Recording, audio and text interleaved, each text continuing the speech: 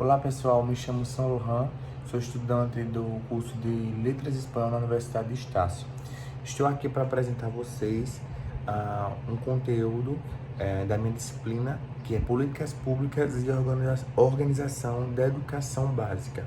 Então, eu vou tratar para vocês o que são políticas públicas. Políticas públicas são ações, são atividades desenvolvidas para suprir, para sanar, para atenuar, necessidades da sociedade. Ou seja, levando para o âmbito educacional, a gente vê da seguinte forma: são ações que o governo faz, tanto puxando do maior para o menor, do menor para o maior, são ações feitas em município, estado e país para suprir a necessidade daquela população. Então, pessoal, essa carência que a sociedade, que a população tem, nos âmbitos educacionais não deveria existir, por conta que a instituição e a LDB, que é a Lei de Diretrizes Básicas, ela nos garante isso por direito. E também vale salientar que as políticas públicas, seja elas educacionais ou não, elas não devem ser utilizadas por políticos para se autopromover. Então, eu vou falar também sobre o ProUni. O ProUni é o Programa Universitário para Todos, criado no ano de 2004 no governo de Lula, junto com o ministro da Educação Tarcísio Genro da época.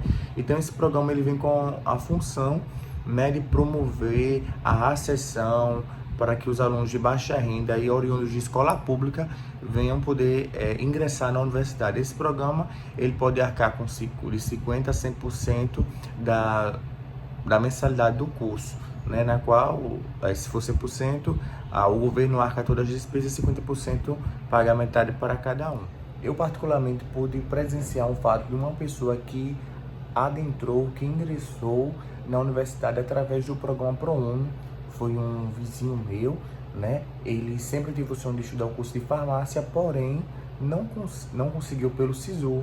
E através do programa ProUni, criado em 2004, como eu já relatei, ele conseguiu adentrar e conseguiu na época uma bolsa de 100% do curso, ou seja, o governo vai arcar com as mensalidades durante todo o curso, e hoje ele já é formado.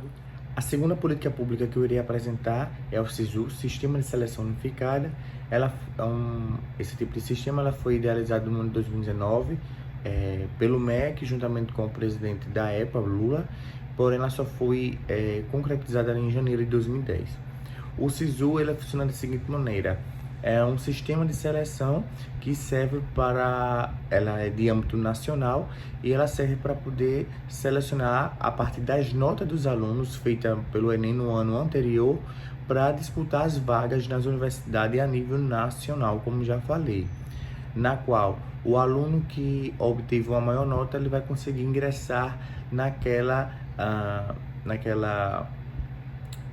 curso que ele almeja. A plataforma funciona da seguinte maneira: o aluno ele pode colocar duas opções de curso, Então, geralmente os alunos olham as listas de corte para se basear nas suas notas em qual curso, a sua nota encaixa. Então, vamos dizer que um aluno ele tirou 600 pontos. Isso a lista de corte, ele consegue ingressar nos cursos de jornalismo e história. Então ele coloca na primeira opção curso de jornalismo e na segunda opção curso de história. Se caso a nota dele e decorrente da concorrência ele consiga estudar jornalismo, bem, se não, ele vai para a segunda opção dele, que foi história. Caso ele não consiga nenhuma dos dois cursos, ele fica numa lista de espera e fica esperando se haja alguma desistência para que ele seja inserido na universidade pública. Outra coisa que temos que dar relevância também é que o SISU ele acontece geralmente 2 vezes ao ano, sempre no início e meio do ano, e também que temos que colocar atenção no seguinte: existe algo chamado sistema de cotas. Esse sistema de cotas serve para selecionar uma parte das vagas que tem nas universidades públicas para destiná-las né, a pessoas que têm algum tipo de deficiência ou também que se encaixe no grupo de pessoas negras, índias ou também pessoas que estudarem em escola pública. Ou seja, se numa universidade pública tem 100 vagas, uma parte dessas 100 vagas, por exemplo, 30 vagas, são separadas para pessoas que se encaixem nesse sistema de cota. E isso, a cota é lei. A cota é lei, existe uma lei para isso, que garante. E através do SISU, né, o meu primo, ele conseguiu ingressar no curso de Serviço Social pela Universidade Federal da Paraíba, né, através desse programa que ele não vai ter nenhum tipo de gasto em relação a mensalidades na universidade, porque através desse sistema, nesse tipo de seleção, ele consegue ingressar na universidade sem pagar nada, totalmente gratuito. A terceira política pública que eu irei trazer aqui para vocês é a ID estudantil. É algo ainda novo, né? Foi criado em setembro de 2019, né?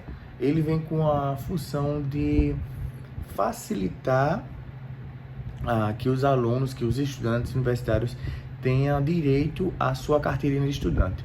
Bom, sabemos que a carteirinha de estudante é uma carteirinha que é feita anualmente, na qual os alunos têm um custo em média de 16 a 20 reais pagar anualmente para poder ter essa carteirinha, e com a carteirinha obter meia entrada em transporte coletivo, no caso só pagar metade em cinemas, em parques.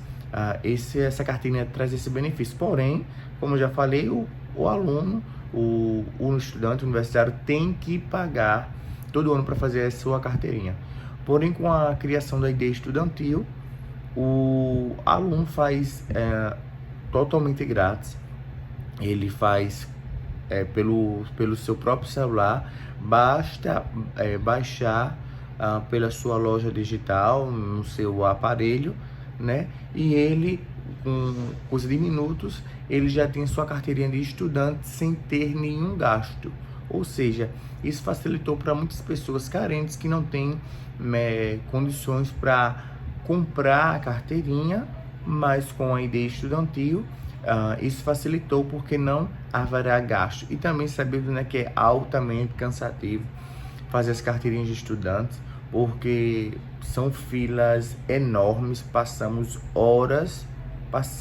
né, horas para poder fazer a carteirinha de estudante. E agora, com a ID estudantil, não precisamos mais.